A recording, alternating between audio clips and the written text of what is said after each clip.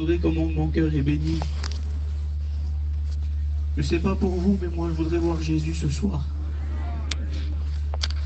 Il y a une petite histoire qui dit ça, c'était un père qui a parlé avec son fils et qui lui a dit: mon fils, quand tu seras grand, il faudra toujours que tu dises deux choses.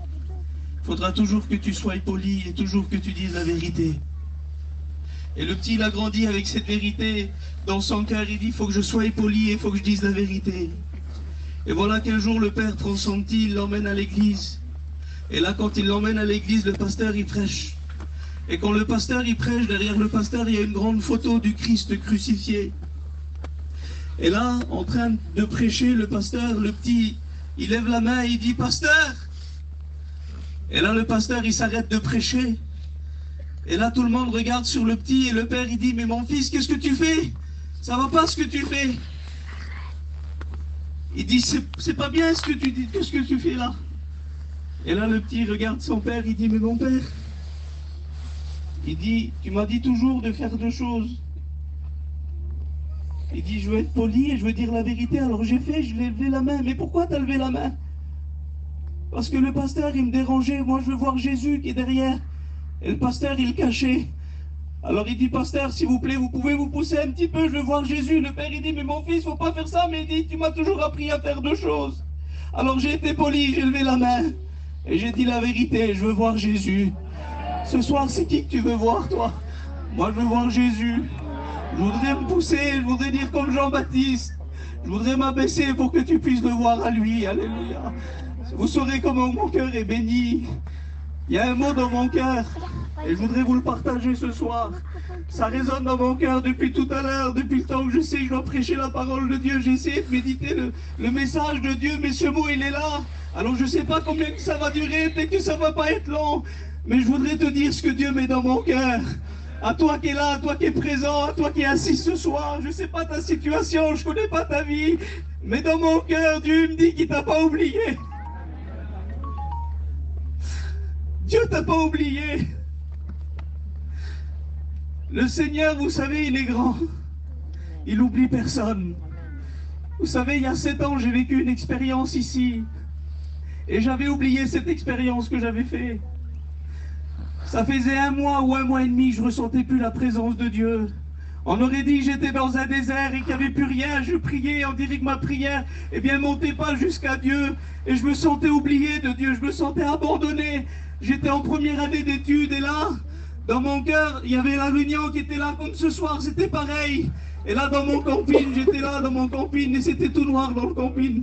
Et ça faisait 1 mois et demi, je ne ressentais plus la présence de Dieu. Et j'ai dit à Dieu: Seigneur, même si ça fait pas longtemps, je viens de sortir des études, mais Seigneur, j'arrête parce que je n'en peux plus. Seigneur, tu m'as oublié, Seigneur, tu m'as abandonné. Et là, j'avais décidé d'arrêter tout, j'avais décidé d'abandonner tout. Et là, je ne sais pas pourquoi, j'ai mis un maillot et je me suis assis au premier rang ici. Et il y a un pasteur qui a prêché. Et quand le pasteur, il a prêché, il a dit ça. Il a dit: Dieu t'a pas oublié. Et là, si vous saurez comment que ce mot, il m'a fait du bien.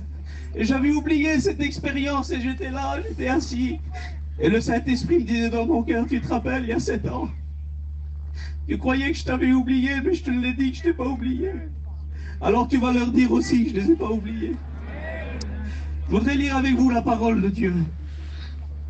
Et après on va prier le Seigneur. Je voudrais lire 2 passages. Je voudrais lire dans l'évangile de Marc au chapitre 10 au verset 46. Il est dit comme cela: ils arrivèrent à Jéricho. Et lorsque Jésus en sortit avec ses disciples et une assez grande foule, le fils de Timée, Bartimée, mendiant aveugle, était assis au bord du chemin. Il entendit que c'était Jésus de Nazareth et il se mit à crier: Fils de David, Jésus, aie pitié de moi. Plusieurs le reprenaient pour le faire taire, mais il criait plus fort: Fils de David, aie pitié de moi. Jésus s'arrêta et dit: appelez-le. Ils appelèrent l'aveugle en lui disant: prends courage, lève-toi, il t'appelle. L'aveugle jeta son manteau et se levant d'un bond vint vers Jésus.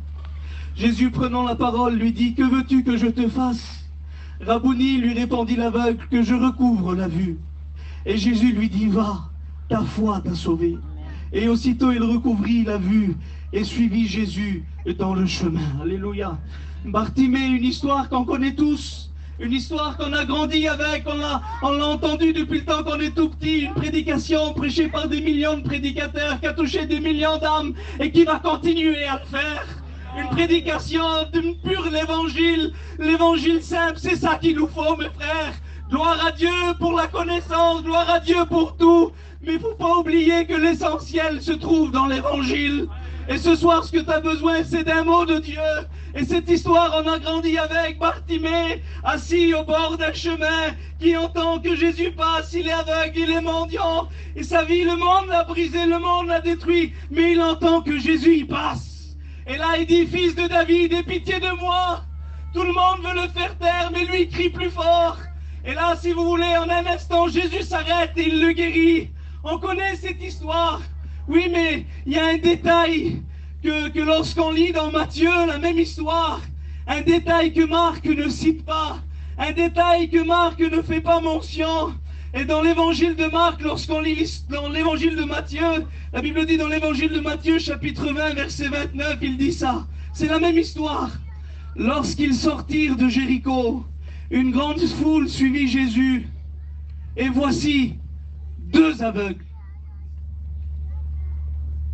assis au bord du chemin, entendirent que Jésus passait et crièrent, « Aie pitié de nous, Seigneur, fils de David !» La foule les reprenait pour les faire taire, mais ils crièrent beaucoup plus fort, « Aie pitié de nous, Seigneur, fils de David !» Jésus s'arrêta, les appela et dit, « Que voulez-vous que je vous fasse ?»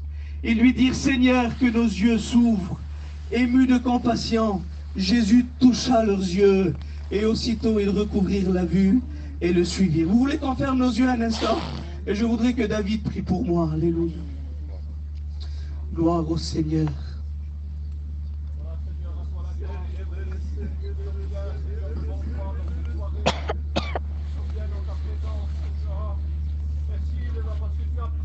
Cette soirée d'avance, et nous savons, Seigneur, que le Saint-Esprit en a le contrôle. Merci de dans cette soirée de parler au cœur. Gloire à Dieu. Que ton messager, que ton serviteur ait toute la liberté de partager avec nous ce que tu as mis dans son cœur. Que le Saint-Esprit l'emploie pleinement. Que les cœurs soient disposés, disponibles à ta parole. Gloire à Jésus. Merci d'avance pour ce que tu vas faire dans cette soirée. Amen. À toi la gloire, Mère. Gloire à Dieu. Amen. Amen. Gloire au Seigneur. On dit Amen. Amen. Alors là, on a vu que Bartimée, eh bien, dans Marc, il est seul. Lorsqu'on lit l'histoire de Marc, on ne voit pas de deuxième aveugle. Lorsqu'on lit l'histoire de Marc, on voit que Bartimée. On voit que ce seul aveugle qui est là, assis au bord du chemin. Mais lorsque j'ai lu l'évangile de Matthieu, il y a un détail que je n'avais pas remarqué depuis des années. Mais en le lisant, ça m'a sauté aux yeux. Mais je dis, Seigneur, il n'y en avait pas qu'un ce jour-là. Il y en avait 2. Et on connaît tous Bartimée. On connaît tous son histoire. On connaît tous que Dieu l'a guéri. On connaît tous, eh bien, ce Bartimée célèbre de l'évangile. Oui, mais le deuxième aveugle, eh bien, il semblerait qu'on ne le voit pas. Lorsqu'on lit l'évangile de Marc, le deuxième aveugle, on dirait qu'il est oublié. On dirait qu'il est effacé, on dirait qu'il n'est pas cité. Et je me suis posé la question, les frères. Ce deuxième aveugle, c'est qui? Il vient d'où? Comment qu'il s'appelle? Depuis quand il est malade? Et là, j'ai commencé à chercher, mais je n'ai pas trouvé. Alors j'ai dit, Seigneur, comment que ça se fait que je ne connais pas son nom? Comment que ça se fait que je ne connais pas d'où il vient? Comment que ça se fait que je ne sais pas depuis quand il est malade? Alors j'ai cherché, je n'ai pas trouvé, je ne trouverai pas. Vous savez pourquoi? Parce que Marc, lorsqu'il a écrit son évangile, il a cité que Bartimée. Mais le deuxième aveugle, il ne l'a pas cité. Alors je me suis dit, Seigneur, ce deuxième aveugle-là, que les hommes peut-être ont oublié, que les hommes peut-être ont laissé de côté, que les hommes ont laissé dans l'ombre et ont porté les projecteurs, et bien sûr Bartimée, et que les hommes, eh bien, l'ont peut-être négligé dans l'histoire, qu'ils l'ont mis de côté. Ah ben je dis, Seigneur, c'est qui ce deuxième aveugle? Et Dieu m'a parlé dans mon cœur. Vous voulez savoir c'est qui le deuxième aveugle? Ah ben le deuxième aveugle, ce soir, il est là parmi nous peut-être. Peut-être que ce deuxième aveugle que Marc n'a pas cité, peut-être que ce deuxième aveugle qu'on ne connaît pas son nom, ce deuxième aveugle, eh bien, qui a été peut-être oublié, négligé dans l'histoire, peut-être que c'est toi. Toi qui te crois que Dieu t'a oublié. Toi qui crois que Dieu t'a abandonné. Toi qui crois que Dieu t'a délaissé. Toi qui crois qu'il n'y a plus d'espoir pour toi, alors tu es venu à la convention, tu as accroché ton camping et tu t'es dit, je voudrais que Dieu me parle, je voudrais que Dieu me visite, je voudrais que Dieu me bénisse. Oui, mais tu viens en réunion et il semblerait qu'il n'y a rien. Tu viens en réunion, il semblerait que les hommes ne te considèrent pas, il semblerait que les hommes ne te voient pas. Et dans ton cœur, peut-être que tu te crois abandonné, peut-être que tu te crois délaissé, peut-être que tu te crois oublié de Dieu. Et dans ton cœur, il y a cette souffrance que tu dis, Seigneur, je prie pour mes enfants, mais il n'y a rien qui se passe. Seigneur, je prie pour mon mari, mais il n'y a rien qui se passe. Seigneur, je prie, Seigneur, pour ma compagne, mais il n'y a rien qui se passe. Je fais des efforts, mais il n'y a rien qui se passe. C'est toujours Bartimée qui est béni, toujours Bartimée qui est mis à l'honneur. C'est toujours Bartimée. C'est toujours les foyers des autres qui changent. C'est toujours les foyers des autres qui sont bénis. C'est toujours les foyers des autres qui sont délivrés. C'est toujours les autres qui font des expériences avec Dieu. Et moi, Seigneur, tu m'as oublié. Moi, Seigneur, tu m'as délaissé. Tu m'as oublié, tu m'as abandonné, tu caches ton visage. Je ressens plus ta présence, ma vie c'est un désert. Seigneur, tu m'as abandonné, tu m'as oublié, tu m'as délaissé. Mais j'aimerais te dire, mon frère, ma soeur, que si jusqu'à aujourd'hui les projecteurs étaient braqués sur Bartimée, ah ben ce soir Dieu prend les projecteurs, il les braque sur le deuxième aveugle. Il veut te parler à toi qui es là, à toi qui es dans la souffrance, à toi qui vis des problèmes dans ton foyer, à toi qui vis des problèmes dans ton ministère, à toi qui te sens abandonné de Dieu, à toi qui te sens oublié. Dieu te dit non, moi je t'ai pas oublié, moi je t'ai pas abandonné, moi je t'ai pas délaissé. Oui, peut-être que tu le crois, mais c'est pas vrai. Peut-être que tu crois les mensonges de l'ennemi et tu te dis oui, Dieu m'a abandonné, Dieu m'a oublié, Dieu m'a délaissé. Mais non, non, Dieu n'oublie personne.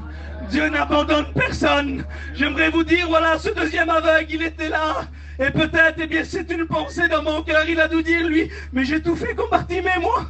J'ai tout fait comme lui. J'ai crié pareil. J'ai arrêté Jésus pareil. Pourquoi il parle pas de moi? Pourquoi il me cite pas à moi? Pourquoi moi je suis toujours relégué au second plan? Il semblerait que je suis invisible. Il semblerait que je suis inutile. Je voudrais m'adresser à toi, mon frère, qui travaille dans l'église. À toi, ma sœur, qui travaille dans l'église. On dirait que tu travailles depuis des années et que ton travail n'est pas considéré. Que ton travail, eh bien, personne le remarque. Eh bien, j'aimerais te dire, non, c'est pas grave. Ça, si nous on remarque pas. C'est pas grave si nous on voit pas. Nous, on est des hommes. On regarde à ce qui frappe les yeux.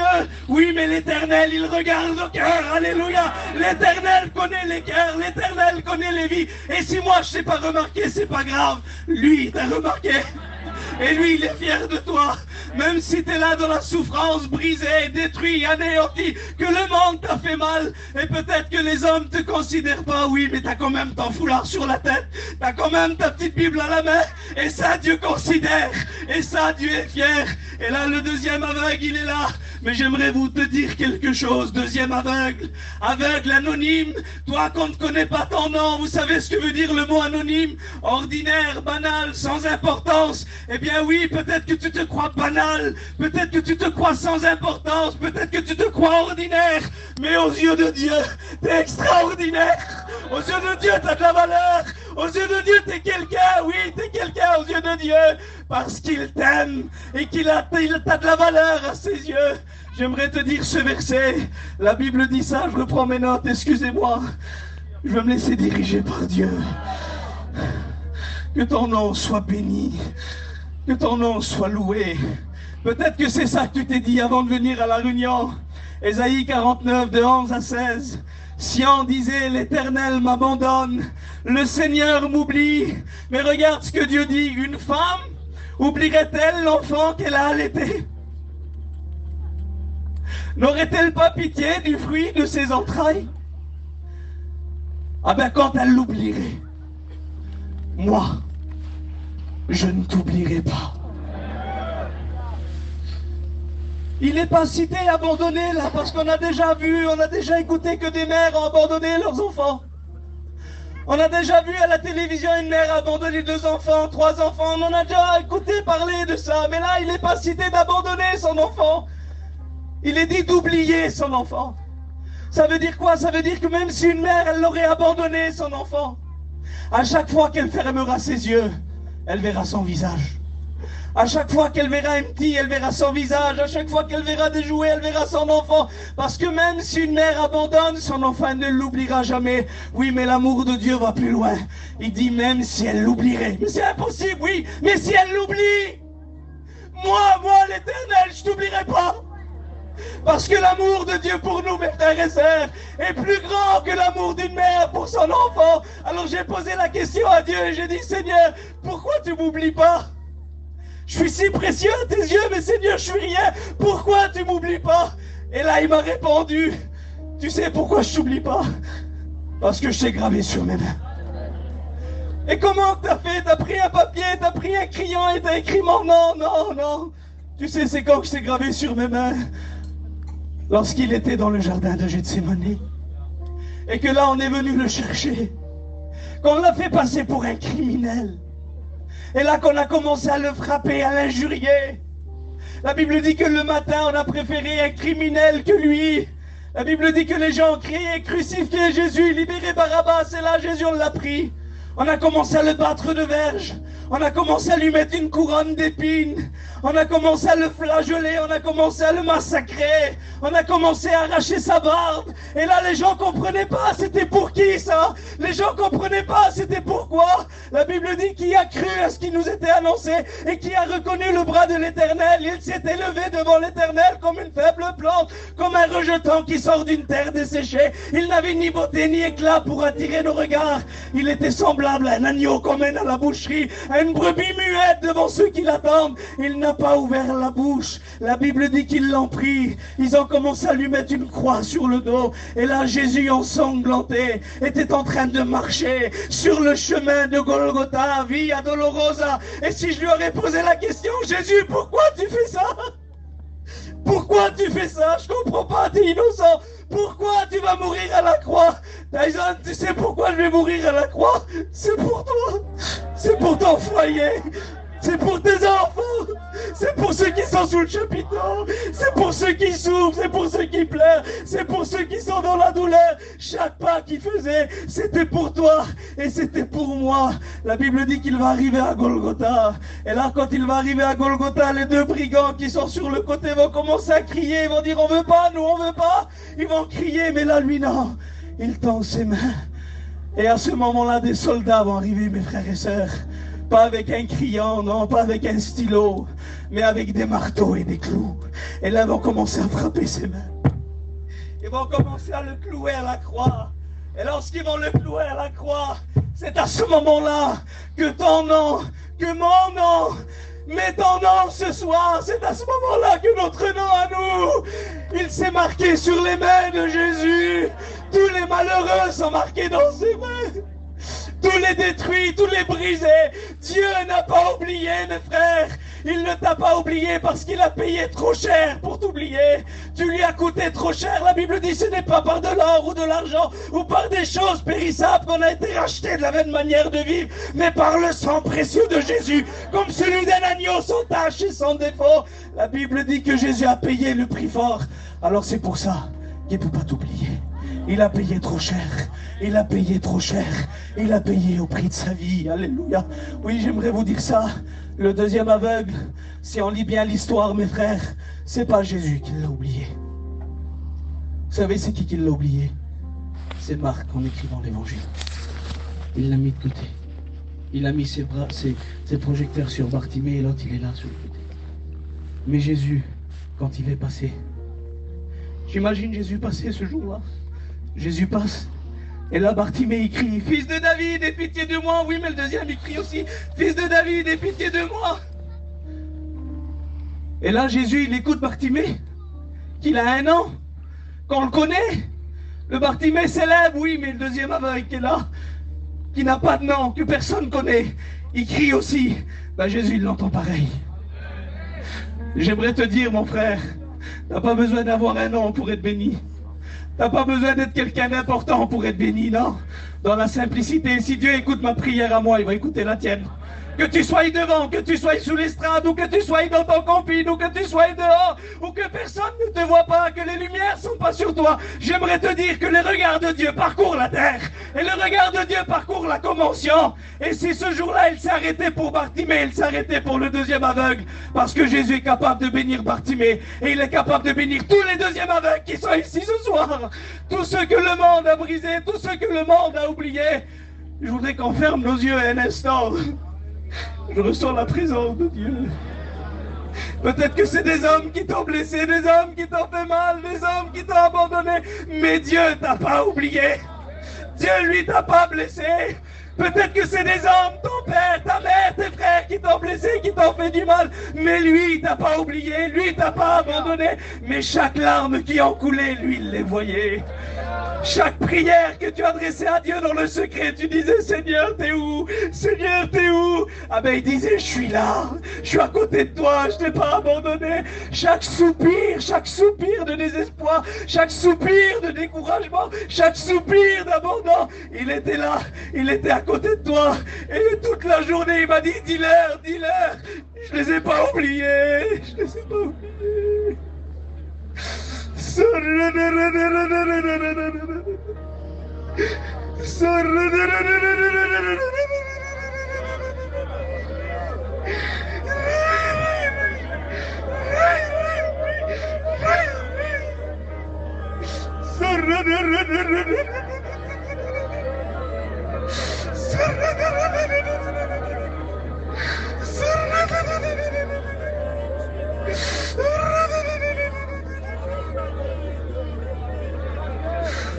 Commencez à prier le Seigneur, je ressens Dieu, il est là. Commence à crier, commence à crier, commence à crier, commence à dire Seigneur, non, t'es là, t'es près de moi. Tu m'as pas oublié, tu m'as pas abandonné, non Seigneur, t'es là Seigneur. T'es là Seigneur. Vous voulez prier le Seigneur, je voudrais chanter un cantique.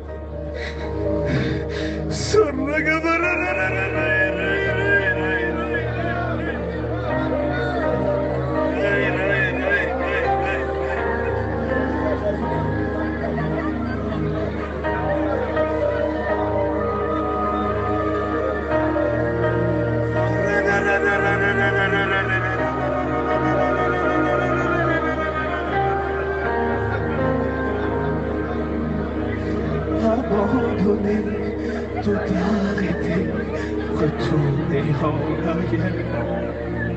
Voilà les pensées avec lesquelles l'ennemi m'a mis. Pourquoi crier, pourquoi prêcher, continuer le ministère? Je crois que la meilleure chose à faire, ce serait de je vois l'ennemi se lever contre mon foyer, faisant tout pour me faire tomber, me faire arrêter.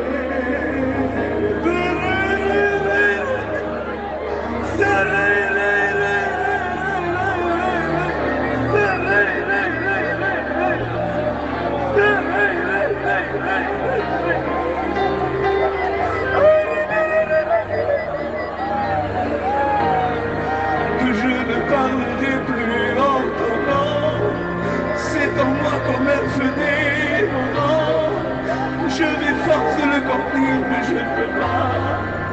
C'est plus fort que moi. Je dois annoncer l'évangile de la paix. C'est à ça que tu m'as appelé. C'est pour ça que Jésus m'a créé. Je dois continuer, continuer.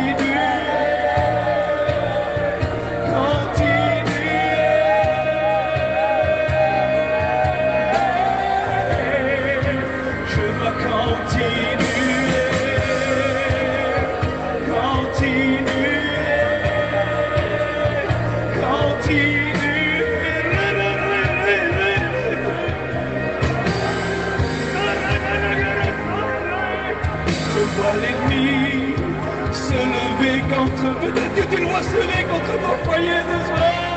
Peut-être que tu dois décourager, te mettre à plat, te mettre à terre, te dire que tu t'es trompé, que l'appel au ministère c'est pas pour toi, que les études c'est pas pour toi, que d'être chrétien c'est pas pour toi.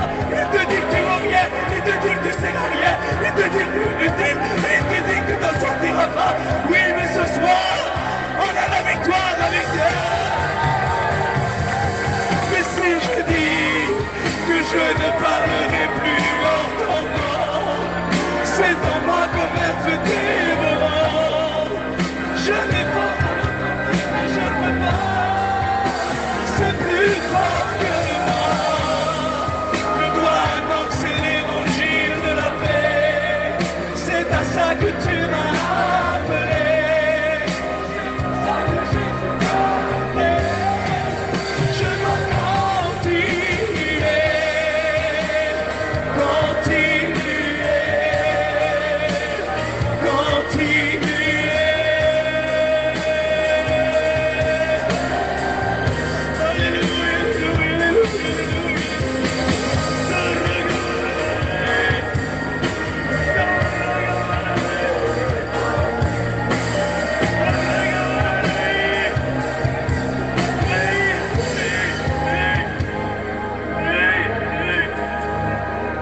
Tu dois continuer, tu dois continuer, tu dois continuer. On veut le dire, je vais continuer, continuer à porter ma croix, continuer à m'accrocher à toi.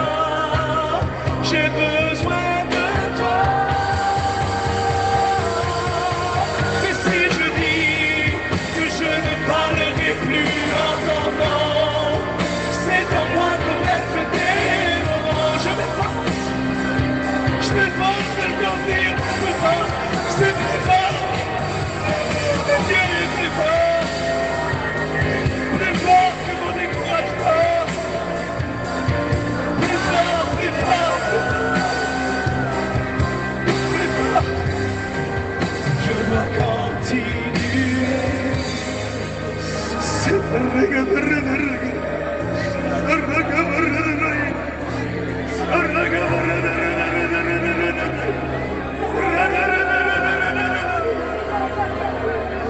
Prie, prie, prie. Il est là, il s'arrête pour toi. Deuxième aveugle, il s'arrête pour toi. Anonyme, il s'arrête pour toi. Ministère, il s'arrête pour toi. Comme le serviteur de Dieu, il s'arrête pour toi. Toi qui travailles pour Dieu.